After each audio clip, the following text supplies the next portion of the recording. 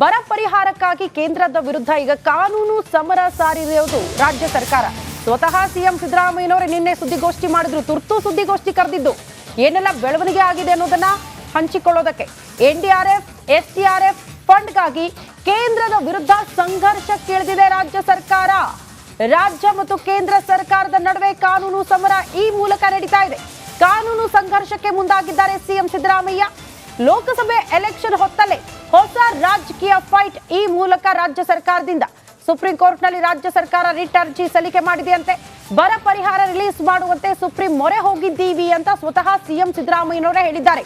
ಹಲವು ಬಾರಿ ನಾವು ಮನವಿ ಮಾಡ್ಕೊಂಡ್ವಿ, ಬಟ್ ಇಲ್ಲಿ ತನಕ ಬರ ತಾಲೂಕುಗಳ ಘೋಷಣೆ ಆಗಿದೆ ಬಿಟ್ರೆ ಇಲ್ಲಿ ತನಕ ಒಂದು ನಯಾ ಪೈಸೆನೂ ಕೂಡ ರಾಜ್ಯ ಸರ್ಕಾರಕ್ಕೆ ಬಂದಿಲ್ಲ ಅನ್ನುವಂತಹ ವಿಚಾರವನ್ನ ಸಿಎಂ ಸಿದ್ದರಾಮಯ್ಯನವರು ಪ್ರಸ್ತಾಪ ಮಾಡಿದ್ರು. ಬಟ್ ಈ ಎಲ್ಲಾ ಆರೋಪಗಳಿಗೆ ಸಂಬಂಧಪಟ್ಟಂತೆ ಬಿಜೆಪಿ ನಾಯಕರ ರಿಯಾಕ್ಷನ್ ಹೇಗಿತ್ತು ಅಂದ್ರೆ, ಬಸವರಾಜ ಬೊಮ್ಮಾಯಿ ಅವರು ಬಂದ್ರು, ನಿನ್ನೆ 2 ಹಂತದಲ್ಲಿ ಫಂಡ್ ರಿಲೀಸ್ ಆಗಿದೆ ಸುಖಾಸುಮ್ಮನೆ ಕೇಂದ್ರದ ಸರ್ಕಾರದ ವಿರುದ್ಧ. ಈಗ ಚುನಾವಣಾ ಹೊಸ್ತಿಲಲ್ಲಿ ರಾಜ್ಯ ಸರ್ಕಾರ ಸುಖಾಸುಮ್ಮನೆ ಆರೋಪ ಮಾಡ್ತಾ ಇದೆ ಅನ್ನುವಂತಹ ವಿಚಾರವನ್ನ ಬೊಮ್ಮಾಯಿ ಅವರು ಕೂಡ ನಿನ್ನೆ ಪ್ರಸ್ತಾಪ ಮಾಡಿದ್ದನ್ನ ಗಮನಿಸಿದ್ವಿ.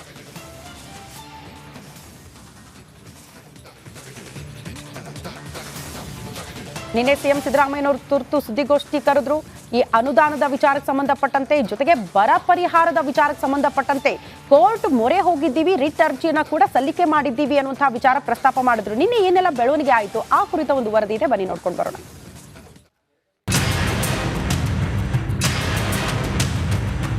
ಇತ್ತೀಚೆಗೆ ರಾಜ್ಯ ಸರ್ಕಾರ ಕೇಂದ್ರ ಸರ್ಕಾರದ ಜೊತೆಗೆ ತೆರಿಗೆ ವಿಚಾರವಾಗಿ ತಿಕ್ಕಾಟಕ್ಕಿಳಿದಿತ್ತು. ನಮಗೆ ಸಿಗಬೇಕಾದ ತೆರಿಗೆ ಪಾಲು ಸಿಗ್ತಿಲ್ಲ ಅಂತ ರಾಷ್ಟ್ರ ರಾಜಧಾನಿಯಲ್ಲಿ ಇಡೀ ಸರ್ಕಾರವೇ ಪ್ರತಿಭಟನೆ ನಡೆಸಿ ದೇಶದ ಗಮನ ಸೆಳೆದಿತ್ತು. ಇದೀಗ ರಾಜ್ಯ ಸರ್ಕಾರ ಕೇಂದ್ರದ ವಿರುದ್ಧ ಕಾನೂನು ಸಮರಕ್ಕೆ ಮುಂದಾಗಿದೆ. ಎಲೆಕ್ಷನ್ ಹೊತ್ತಲ್ಲೇ ಹೊಸ ರಾಜಕೀಯ ತಿಕ್ಕಾಟಕ್ಕೆ ನಾಂದಿ ಹಾಡಿದೆ ರಾಜ್ಯ ಸರ್ಕಾರ.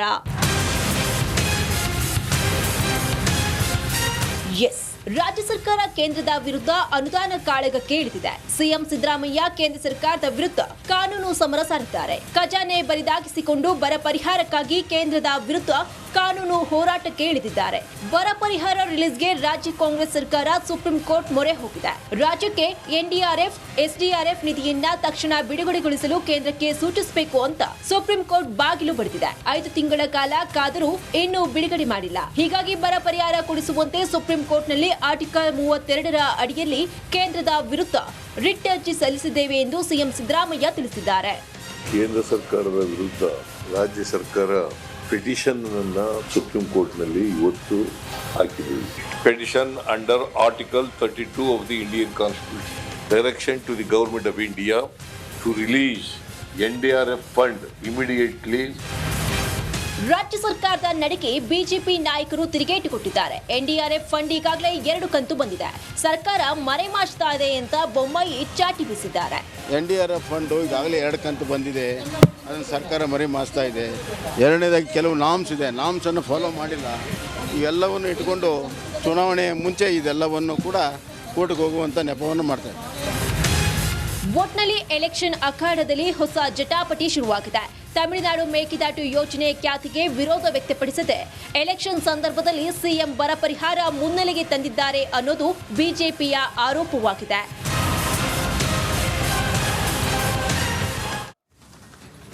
ಹೇಗೆ ನೋಡೋದು ಇದನ್ನ ಅಂತ, ಒಂದು ಅನುದಾನದ ವಿಚಾರ, ಮತ್ತೊಂದು ಕಡೆ ಬರ ಪರಿಹಾರದ ವಿಚಾರವನ್ನ ಮುಂದಿಟ್ಕೊಂಡು ಅದು ಚುನಾವಣಾ ಹೊಸ್ತಿಲಲ್ಲಿ ಸುಪ್ರೀಂ ಕೋರ್ಟ್ ಮೊರೆ ಹೋಗ್ತಾರೆ ಅಂದ್ರೆ ಅಟ್ ದ ಫಸ್ಟ್ ಟೈಮ್ ಒಂದು ರಾಜ್ಯ ಸರ್ಕಾರ ಕೇಂದ್ರ ಸರ್ಕಾರದ ವಿರುದ್ಧ ಕೋರ್ಟ್ ಮೊರೆ ಹೋಗಿರೋದು ಅನ್ನುವಂಥ ವಿಚಾರ.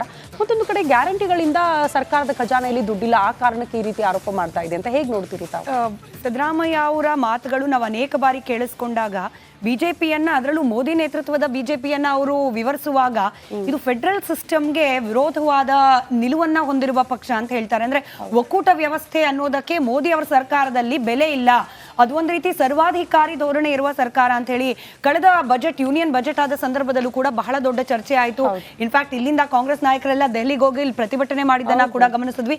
ಒಂದ್ ಹಂತಕ್ಕೆ ರಾಜ್ಯದ ಡಿ.ಕೆ. ಸುರೇಶ್ ಅವರ ಹೇಳಿಕೆ, ದೇಶ ವಿಭಜಿಸುವ ಮಾತಿಗೆ ವಿರೋಧ ಕೆಲವರು ವ್ಯಕ್ತಪಡಿಸಿದ್ರು ಅನ್ನೋದು ಬಿಟ್ರೆ ಕರ್ನಾಟಕದಲ್ಲೂ ಕೂಡ ಇಲ್ಲಿನ ಜನರಲ್ಲೂ ಕೂಡ ಒಂದು ಆಲೋಚನೆ ಶುರುವಾಗಿತ್ತು ಶ್ರುತಿ. ಇನ್ಫ್ಯಾಕ್ಟ್ ನಾನು ಗಮನಿಸಿದೆ, ನನ್ನ ಮೀಡಿಯಾ ಫ್ರೆಂಡ್ಸ್ ಅಲ್ದೇ ಇರೋರು ಕೂಡ ಮಾತನಾಡ್ತಾ ಇದ್ರು, ಇರಬೇಕು ಕರೆಕ್ಟ್ ಅಲ್ವಾ, ನೋಡಿ ನಮಗ ಸಿಕ್ಕಬೇಕಾಗಿದ್ದ ನಾವು GST ಹಂಗ್ ಲೆಕ್ಕಕ್ಕೆ ತಗೊಂಡು ತಗೊಂಡ್ರೆ ಸೆಕೆಂಡ್ ಹೈಯೆಸ್ಟ್ ಅನ್ನೋ ಲೆಕ್ಕ ಇದೆ ನಮ್ಮಲ್ಲಿ. ನಮಗೆ ವಾಪಸ್ ಬರ್ತಿಲ್ಲ ಅಂತಂದ್ರೆ ನಾವ್ಯಾಕೆ ದುಡ್ಬಿಟ್ಟು ಯಾವುದೋ ಉತ್ತರ ಪ್ರದೇಶಕ್ಕೂ ಬಿಹಾರಕ್ಕೂ ಕೊಡಬೇಕು ಅನ್ನೋ ಮನಸ್ಥಿತಿಯನ್ನ ಎಸ್ಟಾಬ್ಲಿಷ್ ಮಾಡುವಲ್ಲಿ ಯಶಸ್ವಿ ಕೂಡ ಆಗಿದ್ರು. ಇನ್ನು ಬರದ ವಿಚಾರ ನಾವು ಮಾತನಾಡಬೇಕು ಅಂತಂದ್ರೆ ಶ್ರುತಿ, ಕೇವಲ ಇದು ರೈತಾಪಿ ವರ್ಗಕ್ಕೆ ಮಾತ್ರ ಸೀಮಿತವಾಗಿ ಉಳಿದಿಲ್ಲ. ಇವತ್ತು ಬೆಂಗಳೂರಿನಂತ ಸಿಟಿಯಲ್ಲಿ ದೊಡ್ಡ ದೊಡ್ಡ ಅಪಾರ್ಟ್ಮೆಂಟ್ಗಳಲ್ಲಿ ನಿಮ್ಗೂ ಗೊತ್ತಿದೆ, ನೀವು ಕೂಡ ಇರೋದ್ರಿಂದ ಕುಡಿಯೋ ನೀರಿನ ಸಮಸ್ಯೆ ಅನ್ನೋದು ಎಷ್ಟರ ಮಟ್ಟಿಗೆ ತಾರಕಕ್ಕೇರಿದೆ ಅಂತಂದ್ರೆ ಒಂದು ಟ್ಯಾಂಕರ್ ನೀರಿಗೆ 3,000 ರಿಂದ 4,000 ಏನೇ ಹೇಳ್ಬೋದು, BBMP ನಾವು ಅದನ್ನ ಕಡಿವಾಣ ಹಾಕ್ತಿದ್ವಿ ಇತ್ಯಾದಿ. ಬಟ್ ನೀರಿಗೆ ಪ್ರತಿ ತಿಂಗಳು 5,000 ರಿಂದ 10,000 ಖರ್ಚು ಮಾಡೋ ರೀತಿಯ ಅನಿವಾರ್ಯ ಪರಿಸ್ಥಿತಿ ಬಂದಿರೋದ್ರಿಂದ ಈ ಪರಿಹಾರಕ್ಕೆ ಕೇಂದ್ರ ಸರ್ಕಾರ ದುಡ್ಡು ಕೊಡ್ತಾ ಇಲ್ಲ, ತಾರತಮ್ಯ ಅನ್ನೋದನ್ನ ಕೂಡ ಜನರಿಗೆ ಇನ್ನೂ ಒಂದು ಸ್ವಲ್ಪ ಅಚ್ಚುಕಟ್ಟಾಗಿ ತಲುಪಿಸುವ ಪ್ರಯತ್ನ ಮಾಡಿದ್ದೇ ಆದಲ್ಲಿ ಸಿದ್ದರಾಮಯ್ಯ ಅವರು ನೋ ಡೌಟ್ ಚುನಾವಣಾ ದೃಷ್ಟಿಯಿಂದ ಹೆಲ್ಪ್ ಆಗುತ್ತೆ. ಬಟ್ ವಾಸ್ತವ ಏನು? ಕೇಂದ್ರ ಹಾಗೆ ರಾಜ್ಯ ಸರ್ಕಾರಗಳ ನಡುವಿನ ಸಮನ್ವಯತೆನೇ ಇರೋದಲ್ವಾ ಒಕ್ಕೂಟ ವ್ಯವಸ್ಥೆಯ ಬ್ಯೂಟಿ.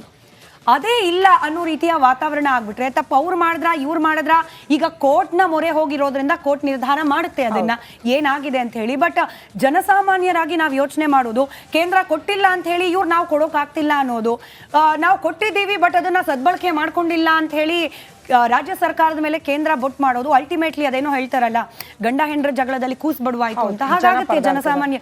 ಅವ್ರು ಕೊಡ್ತಾರಾ ಇವ್ರು ಕೊಡ್ತಾರಾ? ಅಲ್ಲ ಸ್ವಾಮಿ, ನಮಗ್ ಬೇಕಾಗಿರೋದು ಪರಿಹಾರ. ರೈತರು ಒಣಗಿರೋ ನೆಲ ನೋಡಿ ನೋಡಿ ಸಾಕಾಗ್ಬಿಟ್ಟಿದ್ದಾರೆ.